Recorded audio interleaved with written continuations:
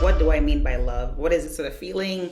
Is it smiles? Is it a high five? Is it a sense? No, it's very specific actions and a posture. But I believe that when that's the driving force, it actually yields better outcomes for the businesses financially.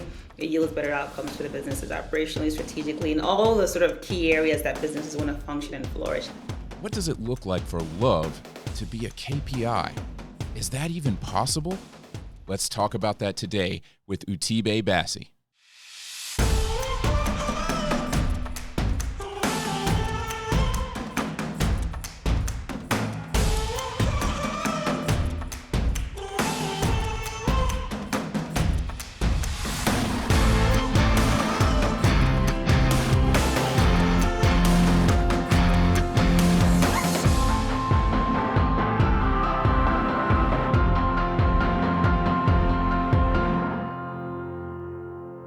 Ladies and gentlemen, welcome back to Experience Leader and to Season 3. It has been quite a while, but I am super excited about the stuff that we have coming for you. Have some awesome guests, have some awesome topics coming up that are lined up, and really proud of the work that the team has been doing. I hope that you enjoy the content as much as we enjoy creating it. It is one of my favorite things to do, and I'm super glad to be back in front of the mic, bringing awesome luminaries in front of you in the field of business, and all these different areas that we keep finding amazing people whose thoughts, insights, and stories that we feel compelled to share. So we'll get into that in just a moment. Another thing that has been going on, it's been about 5 months since I have put out a new episode. And in that 5 months, I actually launched my own consulting practice. And I'm excited, just having a blast at being able to focus 100% of my time on helping people create great customer experience, to change their companies, to align their business operations and their marketing and their products, to be able to really help people make progress on the things that they are trying to achieve. And, that is generally how we all measure whether something's a great customer experience. Did it help us make progress? And did we enjoy interacting with the company along the way? And it is something that I love doing every day. I feel super blessed to be able to do this. And if you want to check out everything that I have going on, also launched a new website. You can find that at devinwsmith.com. That's DEVINWsmith.com. Really excited to finally have this done. It has taken a couple of months of hard work to put together, but it's finally up and available for use. It is the new home of my blog, of the podcast, and you can also sign up for a newsletter. That's right. We're going to be doing a newsletter going forward, and you can subscribe to it at the website. So be sure to do that, because you'll be the first to know about all of the new content coming from Experience Leader. Also, just want to say here that if you haven't already, subscribe on YouTube. Subscribe in your favorite podcast player if you're listening to audio. We're from now on going to be having video with all of our episodes. Have a team helping me to produce that now, and really thankful for the great work that they're doing. And I think that you are really going to like being able to find this stuff, to see episodes that are related to one another. YouTube is just great at being able to suggest things that that are like what you're already listening to. So as the library of episodes builds, I hope that that will help you to be able to find other things that you're interested in from the show. And speaking of show, have an awesome show lined up for you today. We have Utibe Bassey. She is the head of customer experience at Dominion Energy up in Virginia. And she's also the creator of Love as a KPI. Love as a KPI is her ideology around business, and centering your business on creating great outcomes for the customer. We're not talking woo-woo stuff here. We're talking about loving people through the action of providing great products and services and things that help them actually accomplish the goals that they have and the reasons for which they're buying your products and services. So without any further ado, here's Utibe Bassey. All right, folks, thanks so much for joining us. I am so glad to have Utibe Bassey here, who we lovingly call Tibe, here with us, the creator of Love as a KPI. Tibe, thanks so much for coming on the show. How are you doing? I'm doing so well. Thank you for having me. Glad to be here. Awesome. I am very excited because we were able to connect over what you've created around Love as a KPI. I read your first piece on that, and I was just like, oh, she gets it. She absolutely gets it, and the way that you articulated it was just so great. And the name absolutely perfect. I'm a little jealous that I didn't come up with it myself. It's absolutely fantastic. Like, how did you come to wanting to create that? Yeah, it's been a long time coming for me. I'll talk a little bit about sort of the why and the how. The name itself, funny enough, I was talking to one of my mentors about this idea, this concept, this thing that's been burning. And apparently, I told him that it's kind of like making love a KPI, but I don't remember saying it. But when he played it back to me, he said love as a KPI. I was like, that's genius. And he said, no, you said it. I was like, no, you said it. And so apparently it came out spontaneously. But for a long time, even before I had language for it, I've always been someone that has been in the business world. I've had roles in various industries, in various functions, be it operations, strategy, marketing, technology. I've held many types of roles in a range of contexts. I love business. I went to business school. I love enterprise and commerce and all those things, but I've always had this um, just, I don't know, it feels like a little bit of a dichotomy with human outcomes in tandem with business. And so I never had language for it. I remember being in one of my jobs when I was much younger, Googling the term corporate hippie. I was like, is that it? Is that what I am? Like, why is it that I love business? Like, I love, again, markets and all those things, but I really want the outcomes to be better for people. So this has been a thing I would say I've been nurturing for well over a decade, if I'm honest with myself, probably closer to 20 years than anything. From the very beginning, I've always thought that business and should be good for people, but not in a general sense, but in genuinely like who people become as a result of their interactions with business. And so over the past year, that gnawing, right? This, sometimes you get in your gut, in your sense, like something, you need to say something, you have to bring your voice out. It's just gotten louder and louder. And so I had no choice but to listen. And so that's where Love as a KPI was born.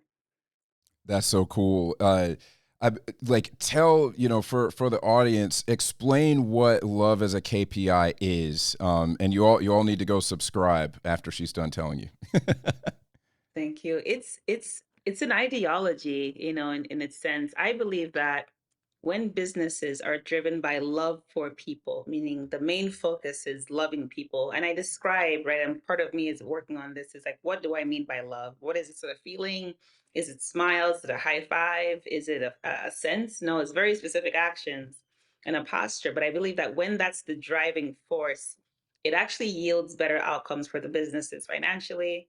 It yields better outcomes for the businesses operationally, strategically, in all the sort of key areas that businesses want to function and flourish. And it's better for the people, like, because businesses, sometimes it's a catch-all phrase. It's made of people, typically for people. Even in this age of automation and AI, et cetera, human beings are behind that, and human beings more often are the beneficiary of that. And so when that love for people, whether your people are employees or the bucket of customers or the bucket of people in the community that you operate in, or your suppliers, they're all human beings, they're all people. If that's the driving force, it's better for your business in all those ways. It's better for those people, and it's better for you, the people in the business, the leaders in the business.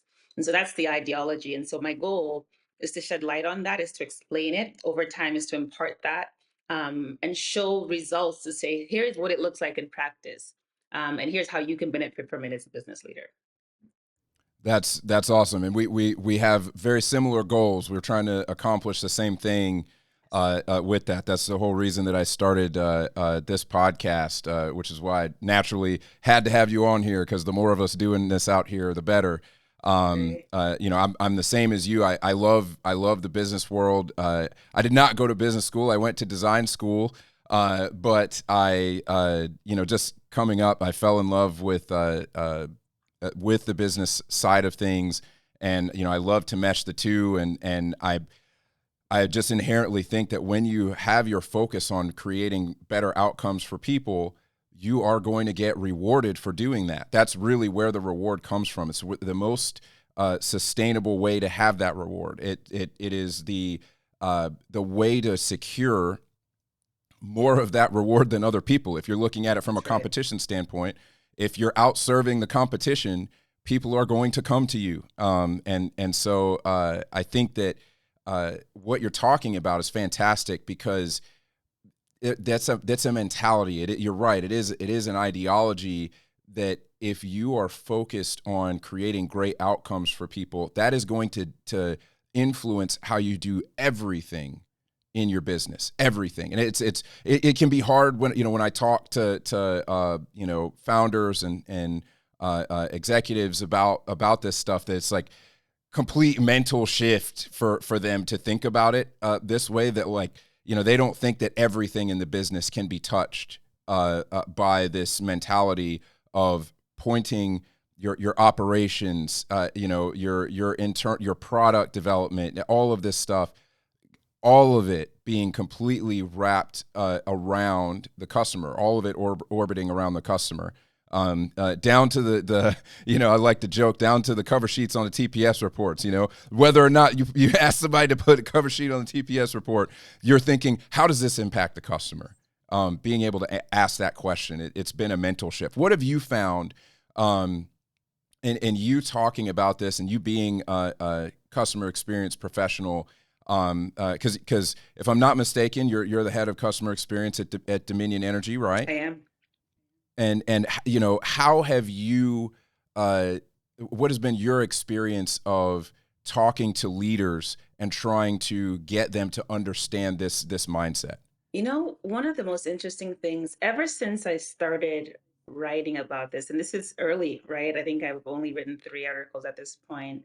But between writing about it, sharing about it, talking to people about it, and naming it, right? Not, because I've had many roles in the customer space, and right now I'm in the customer experience at Dominion. But naming this has been one of the most really gratifying things I've ever done, because the nature of the conversation has changed. So it's one thing for me to have a conversation with you about CX in the most broad terms, right? And it's like, okay, yes, everyone's like, yes, customer experience, we want to do right by the customer, in essence, in theory, and we can talk about frameworks, and we can talk about, and all those things are very important. Don't get me wrong, I live by those things. Like, you need frameworks, you need a plan, you need a strategic plan, you need your allocation of resources all day. The shift that has come from this topic of love as a KPI, it just brings the conversation to a different depth, both a different depth and a different altitude. It is. I was in a conversation with a leader, a local leader here in Richmond yesterday, and it came from, I really hadn't really had no basic relationship with him, but it came from him reading the article and him reaching out. So I had a conversation with him, and it wasn't a CX conversation in the typical sense. He's a founder, he's an owner of a business, and we have a company that actually work with his company as well. But it was a conversation about him as a leader, primarily the essence of what he wants to leave as a legacy through his business, what he wants to leave as a legacy through his business to his employees and ultimately to his customers. And so I've noticed that, and again, this is 2 months in of me sharing about this, right? In the short time, it's changed the texture of conversation about the topic of the customer. It's helped us even more so, right? And it's so funny. I mean, when you say outserve the competition, it's the exact same thing. It's the same essence, but it brings the humanity up to the forefront, not as the customer as a means to an end, or as the resources that you need to find out, how do I get them to do something, or how do I get them to buy something? Is how do I make sure, quote unquote, how do I serve them How do I make sure that what we're doing is to their benefit, knowing that the reward is there? You don't even have to manipulate it. You don't have to force it. Humans are wired to respond to being loved. That's the hack. That's the secret. It's not a secret, but that's basically the basis of this thought and this concept. So I will say I've been in many CX conversations over the course of my career, and will continue to be, right? But the love as a KPI conversations have been at a very different clip, and that has been gratifying and even revelatory to me myself. That is awesome. I think that the way that you are framing that, and the ability that it has to cut through all of the typical buzzwords and all of that you're able to get that mental shift from people, because you're talking about it in a way that gets at the heart of what your posture towards the customer has to be. I think it's fantastic. I think it's hard. It does cut to the quick of it. Have you found that it's difficult for any leaders you've been talking to in the industry to shift from, everybody says they want to, like you said, everybody wants to serve the customer, everybody wants to do right by the customer, everybody's going to say that.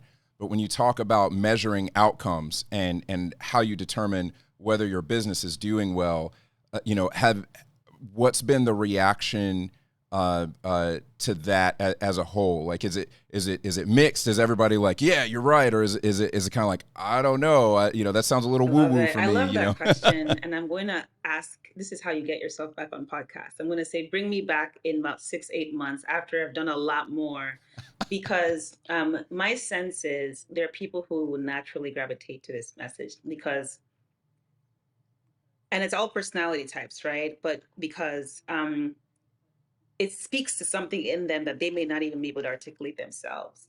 I genuinely believe that we were wired and designed to respond positively to these things. And so you'll find there are people I didn't expect to have a reaction to the articles reaching out. There are people I did expect that, like, yeah, this seems like them. And the people who I didn't, and I just know that there's things in people, but I also know that there are people who saw it and just were like, whatever, clicked over it, and that's okay too. And my goal over the next few months is to start to engage with people more intentionally, to say, does this speak of all types of leader? Because I think love is not a feeling.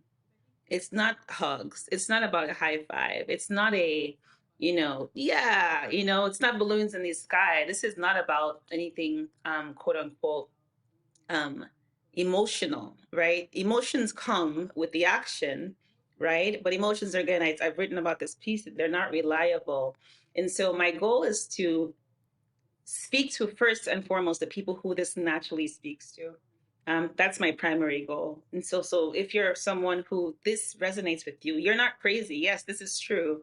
And then secondarily is to see, for who are the people, what are the markers of people for who, like, no, who are skeptical. My goal is not to try to convince, but it's to try to understand what's the gap between what they're hearing and what they believe, and which will help the work itself. So I'll say more to come. The people I've spoken to are, again, more people who more naturally would say, yes, this is great, this is awesome. I know for sure. And there's something about me. Maybe I worked before the energy industry. I worked in insurance. And so I always joke that I'm drawn to the industries and the worlds and the environments that are the toughest, particularly when it comes to CX. And so maybe there's something about me that's going to let me for these sorts of things. But I do look forward to engaging with people who say this is fluffy, but first and foremost, I know that there are people who already would resonate with this, and that's my primary focus. That's good. I think that your engagement with them is going to be an example to other people. It's going to be an influence for the folks who are maybe sitting back and watching and saying, like, all right, is there anything to this? I think that it naturally resonates. I agree with you that people are naturally wired to respond to being loved, to being cared for, and I think that people get that this is a thing. This is I can tell that if we do this, it is going to yield results. I think the question for a lot of business leaders is going to be, my organization, my culture, is a certain way. Can I shift the culture? How long is it going to take? Do the people that I have in my business, are they going to be able to make this mental shift? And that's one of the things, just engaging in this work, and and what I do, with my business as well, is trying to get people to see that everything that you want, Let's everything go. that you That's want is great. on the other side of this.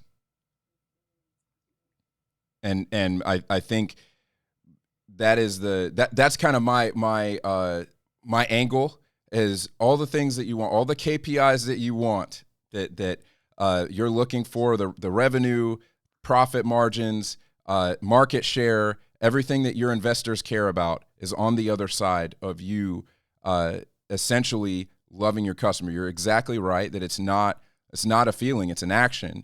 And it's hard work, to decide to love them through the actions of your business, to take care of them, is hard work. That's right.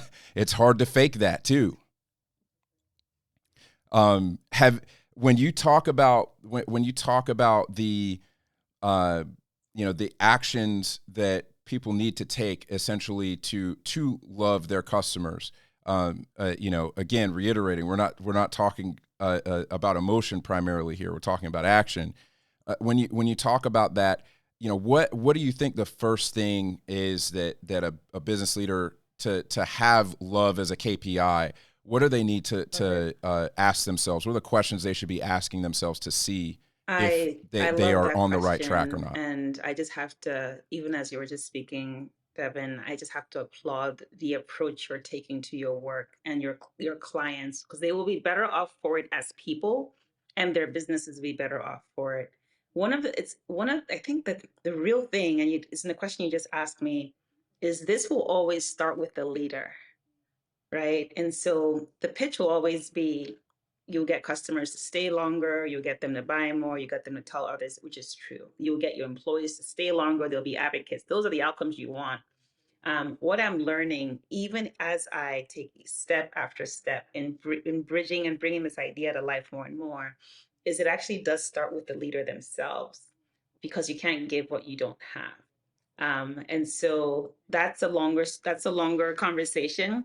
But a leader first has to ask themselves truly and honestly, how do I see my customers? How do I see my employees? Truly, like genuinely, objectively. And they may be that the answer to that question may change multiple times a day, right? You may start the day seeing your team as, yeah, we're all in together. There may be points in the day where you see your team as tools to get to an end. But just like net, wouldn't I think about the team, the organization that I lead, the human beings in this organization, on my peer? How do I see my peers? How do I see my bosses? I think that honest answer is step one. Do I see them as worthy of respect? Do I see them as worthy of service? Like, do I see myself as a servant to them? Do I see them as tools to get to an end? Whatever that answer is, it's just that important, honest question to start, like, because that's a starting point. The one of the things that came to me very clearly a couple of years ago, even as this idea was, taking on its own life, is the same tools, the exact same things that we use in our day-to-day relationships with the people that we care about. The same things. We want to be listened to. We want, trust, like all of those elements that you and your best friend, Devin, or you and your wife might have. Those same things that are necessary to build a relationship are the exact same things you need for your customer. They're just applied in a different way. They just look different. And so they're the same because they're all human beings, right? But we see certain people. I understand that's a natural thing, as, yeah, of course, it's my best friend. Of course, I see them as a whole human being. But I may not see, and it's harder and harder the larger the organization is or the larger the customer base is. But how we first see people is the first step in my mind. Because we can never, the things that we do need to do, those actions aligned with love, they're hard to fake, just like you said, and you won't do them sustainably if you're just seeing people as one-dimensional objects or human resources for your gain alone. So that's the first question. I think that's fantastic. You're absolutely right, in my opinion, that you have to be able to look squarely at, yeah, how do you see these folks, and you're essentially Mm. you're essentially determining by that, why are you here, why are you doing this, because how you see these people is inherently going to come with it. What problem are you trying to solve for them? Are you actually trying to solve a problem for them? And I love that you're saying that. Honestly, I think that I'm a little bit I'm a little bit like, hey, you need to be out here on stages talking about this. If you can do it at one company, great. But they definitely need to be putting you on stages around the world talking about this, because that's the question that's at the heart, in my opinion, of every great company. And every great leader is able to answer that question in a way that has other people as the focus, not That's themselves. very kind of you, Devin. And I I think that love you that you you said nailed it. great leader.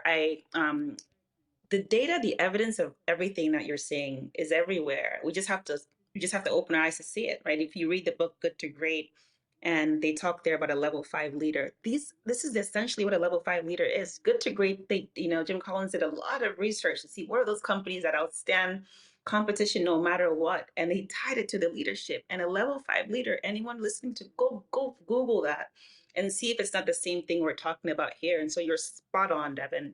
In essence, the research points to it. We know it inside of ourselves as well. But even if that's not enough, look at the data, the kind of leader. And so I'm finding that this is about who is making people the kind of leader, and this is where you and the work you're doing with the clients, because I think you should be working with clients across the world, across the spectrum, because how do you make them the kind of leader that naturally get these results, that naturally get retention, that naturally get loyalty? Because you're cluing into the thing that humans, again, will always positively respond to, even if it takes time for some types of people to respond to it. If you outserve, you will win. Period. And so I'm listening to myself, and I'm also listening to you, and I'm like, this is essentially what you're doing in the world, and I really applaud you for that, Devin. Truly do. Well, very very kind of you. It is the sort of thing that I actually think also kind of cuts both ways, because you engage in having this mission of trying to help people see, having love as a KPI is the thing that leads to all the other KPIs that you have. You wind up having to ask yourself, because everybody's going to ask you, right? How are you doing that? How are you doing that in your business? Have how have you I found this love this challenging you question as in well. how You're a you great approach your interviewer. your work? I will be honest. Anyone who knows me knows that I don't like, I don't play in the surface a lot. I jump right in. And so the honest truth is, this has challenged me more than I anticipated. And I realized taking something and calling it, that's called love as a KPI, taking an ideology, a mindset that has actions tied to it and results tied to it. But it's about love. Love is, there's a line from a U2 song that I love quoting. Maybe it's U2, or maybe they're quoting someone else, but it says, love is a higher law. Love is a higher law. It is not a thing to be meddled with. You can't fake it. You can't talk about it without it changing you, without it challenging you. The more I've studied on this topic, the more I'm written on this topic, ideas come to me, the more I talk to people. It's first and foremost about who I'm becoming, who I need to become. I cannot, in good conscience, talk about a message that I'm not letting challenge me first. And that, I think, has been one of the most humbling things. I'm on a really humbling journey, is the truth. The more I find that I need to talk about this and share about this, the more honestly to my knees I am, just humble, because it is, you can't write about something. So the other day I wrote about how do you see people. I'm constantly then challenged by what drove my action. How did I see this person? And so the transformation is happening within me myself in ways that I did not anticipate, but it will not be an enduring message. It will not land. It will not last if the carrier themselves are not opening themselves up to being transformed by the idea of love. Is love is not a feeling, it is a power. I don't know what to call it. It's a very, very powerful force. And so I'm answering you very honestly, very transparently. It is stretching me behind the scenes. It is stretching me more than I anticipated. But I've committed to it. Yeah. That's great. That's fantastic. I would expect nothing less. And it's been doing the same thing to me. Having basically kind of being the bearer of this message and trying to create a framework of how to carry out what I'm talking about. Applying that to myself reveals all of my weak points. Right, it reveals everywhere where I'm not living up to the ideal. And that also though lets me know that I'm on to something, because the more that it is challenging me, the more I realize why it is so hard for businesses to do this. It's so hard to truly be customer centered, because it forces you to constantly give of yourself, to give your best, especially when you don't feel like it.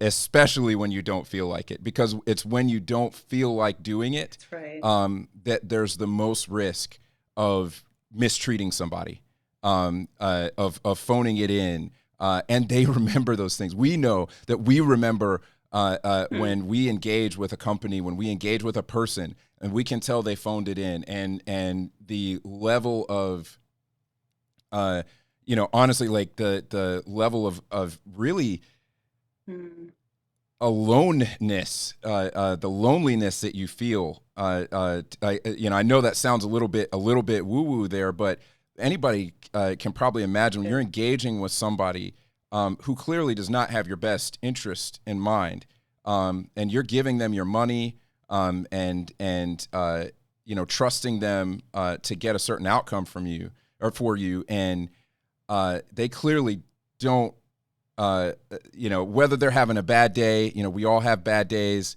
whatever it is, but in that moment, their number one priority is not taking care of you, it's something else, and you can feel that, and that makes you feel alone. And I think that's one of the things that causes somebody, all those little interactions are things that make somebody split off from, it fractures the relationship with the brand. And it's a tough thing to have your entire company move That's in so the perfectly direction said. of this. The It's not feeling an of easy being thing. alone. These are things that are happening day in, day out on account of businesses.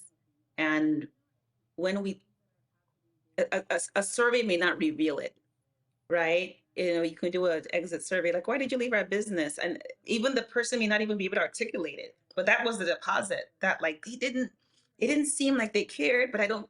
And so I think it's important that we understand the humanity dynamics that impact businesses, that impact the results that we want, in tandem with everything else, because you're absolutely right. We know that when someone's not giving us our best, they're not focusing on it, just like you said, there's a message being communicated. And sometimes we may not even know how to articulate it, but we know what we felt, we know what that sting is. And as humans, we are wired also to want to protect ourselves. And so you're not likely to choose that company or that interaction again. You don't want to experience that.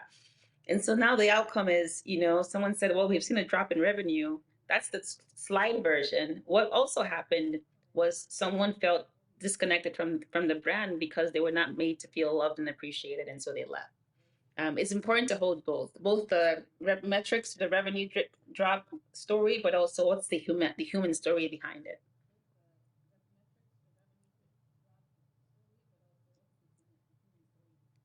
Right. Absolutely. And having you're right that the survey may not tell you why. The survey may not tell you why. People oftentimes don't know how to articulate that. It's one of the reasons why I advocate for, if you're doing a survey, don't just do the survey. Do the qualitative work. Talk to that person. Pick up on the intonations in how they're talking about it, the posture, the body language, the emotions that they're expressing, so that you can understand what they're really feeling behind that, and how the impact that these interactions have had what might really be behind Mm, them leaving. The interesting thing is people don't like to give bad news mm, on most of the time, and so it's hard to get people to be honest with you if they chose to make another decision. And it wasn't just they absolutely cannot stand your business and they are so mad that they're going to let it all out. A lot of times they just want to move on and they don't want to spend the time talking to you about why they're moving on. And so it's important to be able to get those interactions. People also have survey fatigue. So, I'm a big proponent of people that's right. uh, ask the minimum amount of questions that you need to ask to know whether or not it's worth a further conversation. I would love to know, because the energy space is so different from, the rest of the commerce world. It's not the sort of thing where you can just go and pick between 5 different energy companies, right? You generally have one to choose from in your geographic region, and there's a lot of regulation. How are you applying your Yeah, it's a great principles and question. love And as a obviously, these KPI thoughts are mine. So I'll to give you your my personal work perspective. in the energy space Before at I Dominion? joined the energy industry, so I'm in the energy utility industry, and I never thought that I would be in an industry like this. It just never came to mind. And one of the many things that made me very keen, like I genuinely feel I am in my element in this industry, in this role. I'm very grateful to be here. One of the things that switches that flip for me is understanding you're providing an essential service, genuinely, right? We would not be literally having this conversation if not for the energy that's running through our homes and our devices, et cetera. That's one. The dynamics are very interesting. It's highly regulated, as you've said. We serve all, right? We have to serve all our customers, and our customers cut across every type of demographic work of life. It's not like, some brands are for X sort of people and some are for Y sort of people. And then within an industry, you'll see sort of the brands here for this type of, we don't have that sort of stratification. It's all, which for me, right, on one hand, one can say, well, it shouldn't matter. You're captive, you have a captive audience, you know, you are the only game in town. If you build it, they will come. I think the opposite, and I think many in the company as well do, where one, we understand it's a privilege to serve our customers.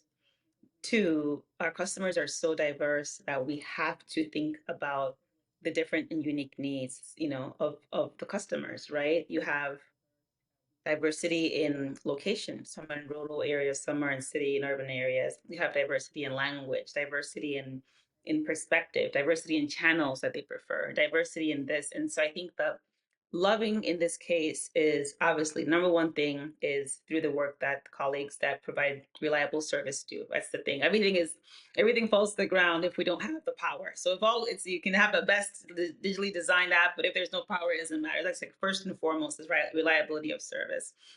I think beyond that, this concept of love as a KPI for me comes in how do we get better at speaking the language of each individual customer, or in how do we fine tune our messaging for each customer type, each customer archetype? How do we make it simpler, right? I made the joke that I'm drawn to sort of industries where there's a lot of complexity myself, because I have a burden to make things simple and accessible. How do we write communications in a way that's easy to understand and people don't feel like they're not intelligent because they don't understand it, right? How do we um, create self-service channels that meet people at different points of their need? Not everyone has the luxury of being able to call during work hours, and so for me, it's appreciation of the fact that we have to serve all. And because we have to serve all, we have to serve all equitably. And we have to meet each person at that point. Love for me is seeing people.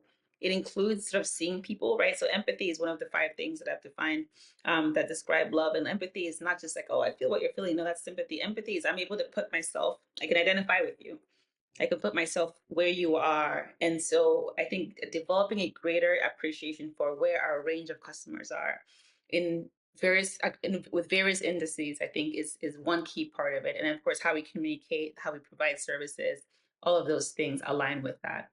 So that's how I see love as a KPI, or love in essence in this industry, particularly because there is no proverbial choice in the way it might be for a candy store.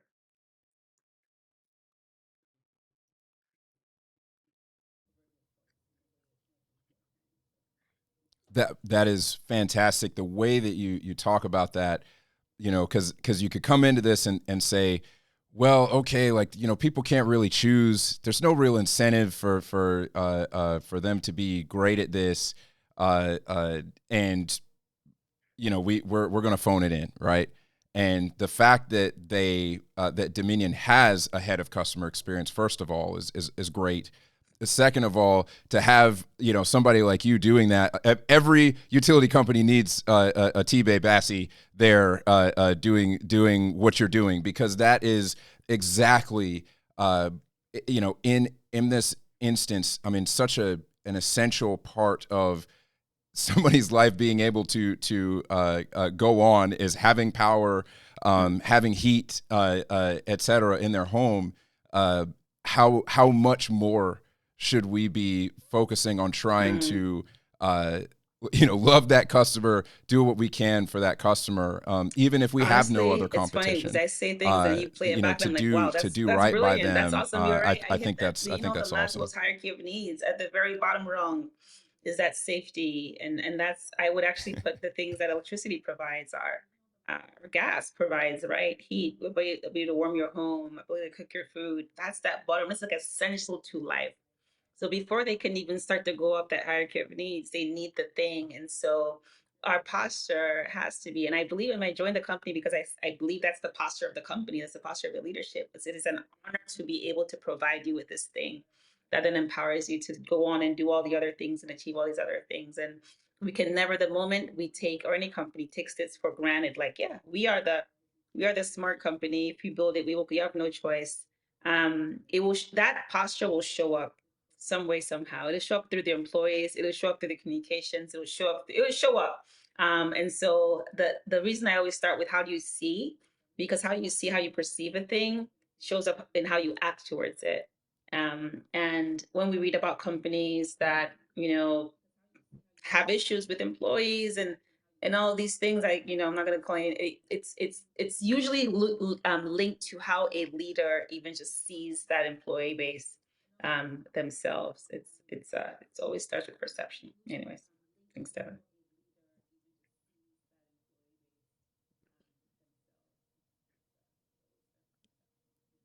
Oh, you're spot on, and it really does start at the top. It starts with the leader, and I think that you nail it, and that person, how that person sees other people, is going to drive everything. I mean, all of it's going to flow from the leadership, and that's awesome that at Dominion you have leadership that thinks of it Yeah, as an honor it's a to privilege to serve. serve It really those is. customers, and they don't look at it as, hey, we're the only game in town. What else are you going to do, right? Because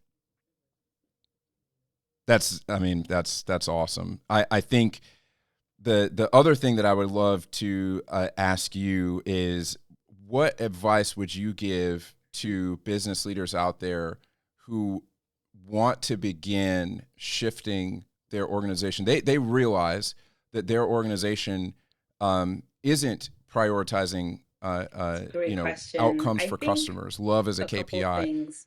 What's your advice I to am them someone on who how to loves to get start with started the down the end in path? mind. Um, even as a young person, a younger person, I'm still young. As a younger person, I would start, sometimes I'll read a book, I'll go to the end, or go to the magazine, I'll go to the end and come back. But I do like starting with the end in mind. To get started, I would say three things. One is articulate as much as you can, what is the end goal? What do you want out of this? When you think about your own legacy as a leader, what do you want to be said at the end? When you think about the legacy of the company, what kind of impact do you want people to say the company had on people, both the employees and the customers and others? Like, what's the story you want to tell at the end? This is going to sound morbid. I've written my eulogy twice. I did it once when I was applying to grad school, and I did it again in a workshop. And I actually updated it. So I do. I do look at it and I'll update it, at least once a year just to see is it tracking. And even if it's not a eulogy, it's write a date in the future after all is said and done. What has happened by then?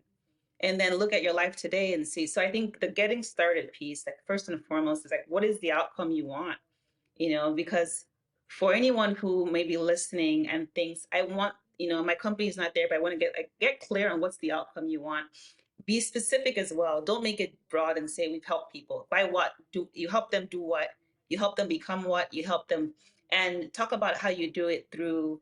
So there's a little framework I have, how you do it through your leadership, meaning what's the impact of your leadership, how you do it through your offerings, so your products and services, how are you enabling people through those, how you do it through value, what do you value, what do you measure, like what would you like to measure, and then how you do it through engagement, right? That's your LOVE. How do you serve people through your ongoing engagement, how you communicate with them. So I would say start with the end in mind and define that.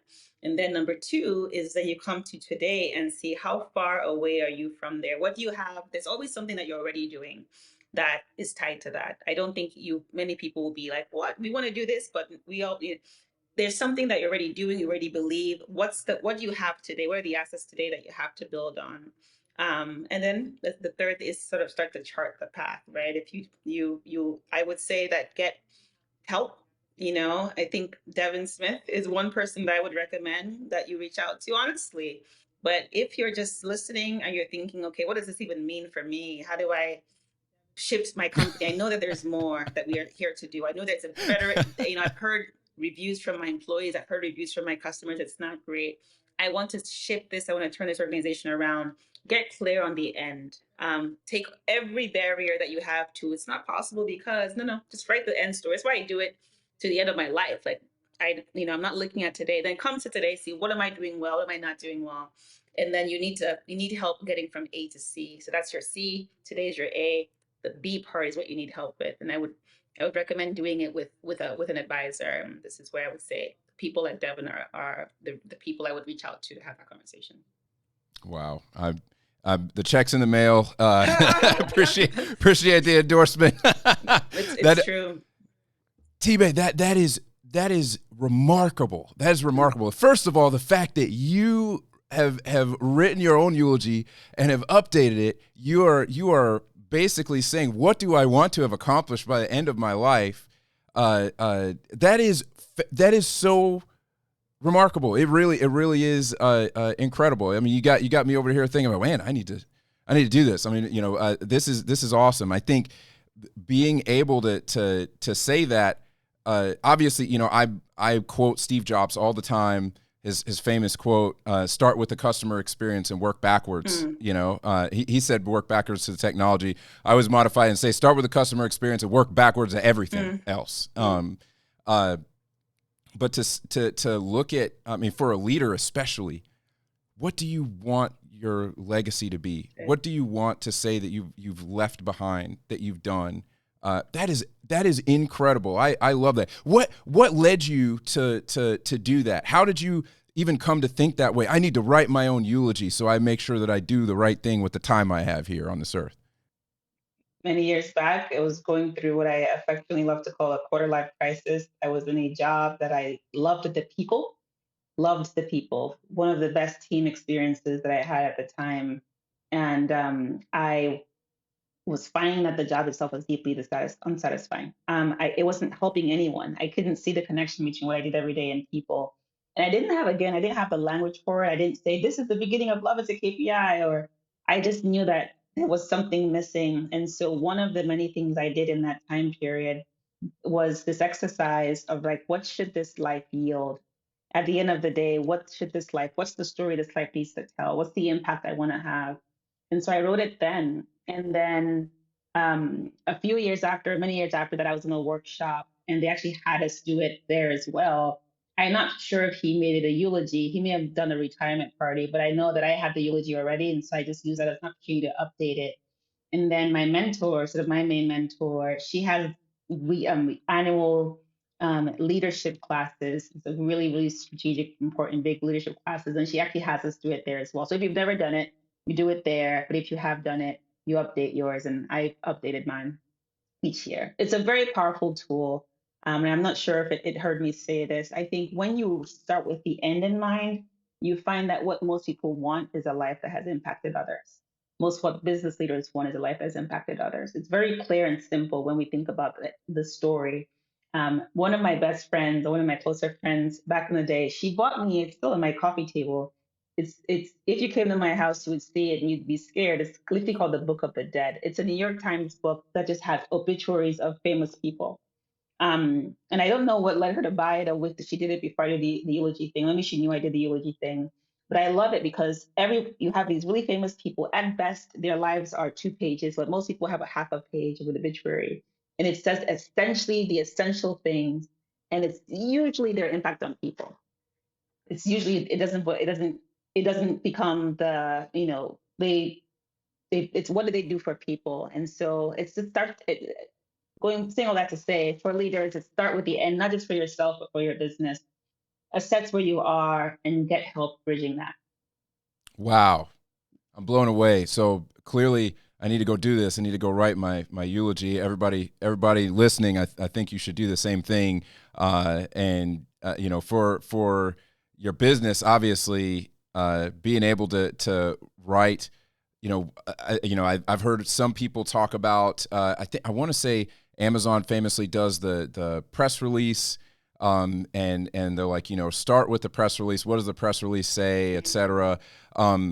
I like the idea though of somebody else writing about what you've done. If you want to put this in the context of your company, write an article that somebody wrote about what you've accomplished, and work backwards to that. I think that's great. I think that this essentially starting with purpose. It's starting with purpose, and it's the first of my 5 forces of customer experience. Purpose is the first thing for a reason. It's the same thing here. It's the exact same principle. Having that, it dictates everything else. And for you to do that in such a powerful way, this isn't just business advice, folks. This is life advice. We're getting some massive nuggets of wisdom here from Utibe. This has been fantastic. I definitely will have to have you back on the show so that we can see in 6 to 8 months, the impact that this is having. I absolutely know that it will, and I will try to my best to spread the impact of your work. I love what you're doing. Keep going. It caught my eye. The first piece you put out, I was like, whoa, where'd this come from? That she gets it. We gotta amplify this. So I love what you're doing, and thankful that you're doing it. I'm very, very grateful. I'm not just saying it. I'm very honored. I'm very humbled. I think I appreciate you giving me a space on your platform. You didn't have to. I do appreciate it. And I applaud not just the work you're doing, but who you have become for the work that you're doing. And I am excited for every client that will work with you and partner with you, because it's not just their business that will flourish. It's things connected to them that they didn't realize that could flourish as well. Wow. Well, thank you very much. I hope I can make you proud. God willing, I will make you proud. You got it, Devin. Awesome. Thanks so much, Utibe, for being on the show. Thank you. Thanks for having me. Talk to you soon.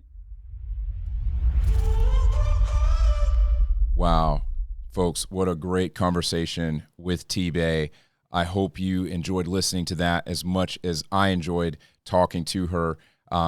We had some great points that we covered, but what I wanted to make sure that you got, in case you didn't catch all of it, is that she actually has love as an acronym, and each of those things means something. So for our wrap up here, I want to make sure that you got all of those. So it starts with L, leadership. How do we lead? She goes to talking about offering for O, your products, your services, the experiences that you're offering both to employees and customers. And that should be very familiar to folks on the show. You know that I think that both sides of that, employee and customer experience, are important. V, talking about value, the value proposition and the degree to which we meet the customer's needs and deliver value to them. And then finally, E, and for engagement, the ongoing relationship that the business has with people and the mediums through which that relationship is nurtured. Obviously, that happens on a lot of different channels. How are you engaging, and on what channels are you engaging with your customer? So that's it. LOVE, love as a KPI. Utibe, again, we thank you for being on the show. Hope to have you back. If you want to be able to connect with Utibe, you can find her on Instagram at Love as a KPI. You can check her out on the web at loveasakpi.com and find her on LinkedIn, Utibe Bassey, Utibe Bassey. Folks, thanks so much for listening. Make sure to subscribe. And until next time, keep outserving your competition on your relentless pursuit to become an experienced leader. Catch you in the next one.